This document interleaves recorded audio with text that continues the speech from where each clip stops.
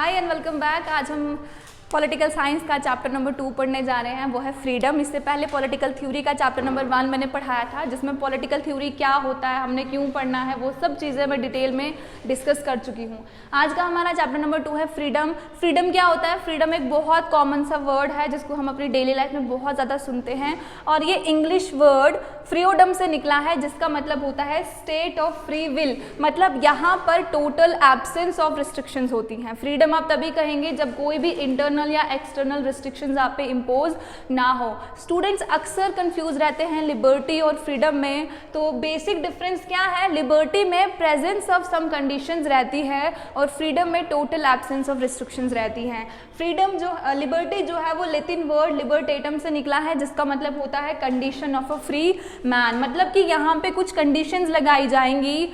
For example कि अगर आप एक क्लास में बैठे हो और टीचर ने कहा कि अभी मैं थोड़ा बिजी हूँ, तो आप लोग कुछ भी कर सकते हो but with in the class. तो यहाँ पे एक रिस्ट्रिक्शन लग गई कि आपको कुछ भी करना है but with in the class करना है। फ्रीडम में मैं कह दूँ कि आप कुछ भी कर सकते हैं, आप बाहर भी जाओगे, आप अंदर भी आओगे। That is the difference between the two. One more example I would like to provide you is that freedom को हम कहेंगे कि इंडिया को फ्रीडम मिला था फ्रॉम ब्रिटिशर्स। अब हमारे इंडिया के जो डिसीजंस हैं वो हम खुद लेते हैं, हमारी सरकार लेती है।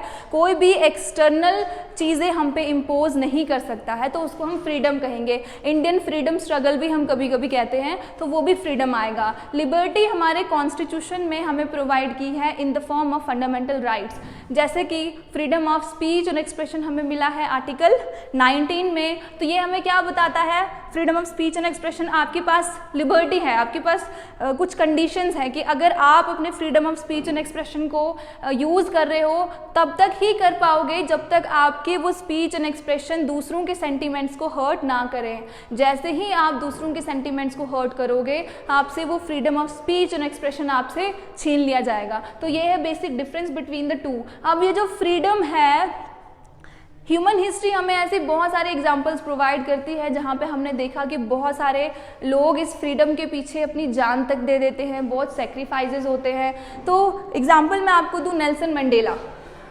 वी ऑल नो कि नेल्सन मंडेला साउथ अफ्रीका के प्रेसिडेंट रह चुके हैं, फॉर्मर प्रेसिडेंट। इनकी जो बायोग्राफी है, ऑटोबायोग्राफी, उन्होंने लिखा है लॉन्ग वॉक ऑफ फ्रीडम। इनकी बायोग्राफी का जो टाइटल है लॉन्ग वॉक ऑफ फ्रीडम, आप देख रहे हो इनकी टाइटल में ही इन्होंने फ्रीडम वर्ड को यूज़ कर दिया है। एक्चुअली में नेल्सन मंडेला साहब साउथ अफ्रीका के थे, तो इन्होंने ड्यूरिंग द वाइट रूल, मतलब कि जब ब्रिटिशर्स का रूल वहाँ पे था, तो इन्होंने उस एक मूवमेंट चलाया था अपार्थाइड करके। वहाँ पे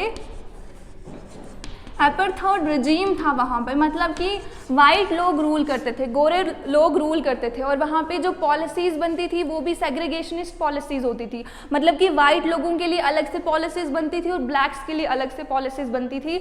और इसी मूवमेंट के अगेंस्ट नेल्सन मंडेला ने काफ़ी ज़्यादा स्ट्रगल किए। 28 ईयर्स ये जेल में रहे, और एट लास्ट इन्होंने अपने इस मूवमेंट में ये विन हुए, जीते, और फिर वहाँ पे जो अपार्थाइड रिजीम थी उसको ओवरथ्रो करके साउथ अफ्रीका को इंडिपेंडेंट कर दिया फ्रॉम द ब्रिटिशर रूल। इसके साथ एक और एग्जांपल मैं आपको दूं, वो है आंग सांग सूई की।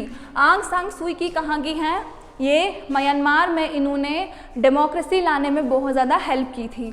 प्रेजेंटली अगर मैं बात करूं तो म्यांमार में अभी के टाइम पे मिलिट्री कूप हो गया है। मिलिट्री कूप का क्या मतलब होता है? जब मिलिट्री पावर में आ जाती है डेमोक्रेटिकली इलेक्टेड गवर्नमेंट को ओवरथ्रू करके। तो अभी वहाँ पे मिलिट्री रूल है, और वहाँ पे जो आंग सांग सूई की है इनको डिटेंशन में रखा है। इससे पहले भी आंग सांग सूई की ने जब मिलिट्री कूप के अगेंस्ट वॉइस रेज की थी तो इनको हाउस डिटेंशन में रखा गया था, इनके बच्चों से दूर इनको रखा गया था, और इनको इंग्लैंड नहीं जाने दिया था, जहां पे इनके हस्बैंड को कैंसर की वजह से हॉस्पिटलाइज्ड किया गया, और उसी दौरान इनके हस्बैंड की डेथ भी हो गई। और अभी भी ये उस डेमोक्रेसी को वापस लाने के लिए बहुत ज़्यादा स्ट्रगल कर रही हैं at present in Myanmar. Okay, तो फ्रीडम क्यों ज़रूरी है, required some constraint to be imposed, क्योंकि हमें पता है कि एक कंट्री में या एक सोसाइटी में, इवन अ छोटी सी प्लेस, स्कूल की भी अगर हम एग्जांपल लें तो डाइवर्स कम्युनिटी के लोग यहाँ पे हैं, डाइवर्स कास्ट के लोग यहाँ पे हैं, जेंडर के लोग यहाँ पे हैं,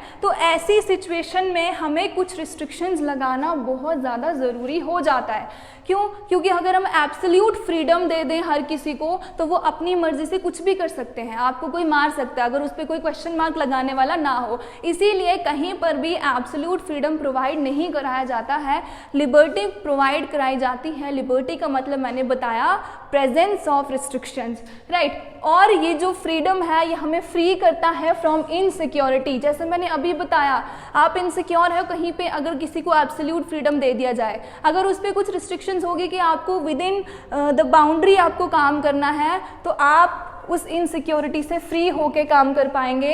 एंड ये आपकी ओवरऑल पर्सनालिटी को भी डेवलप करता है। कौन? फ्रीडम।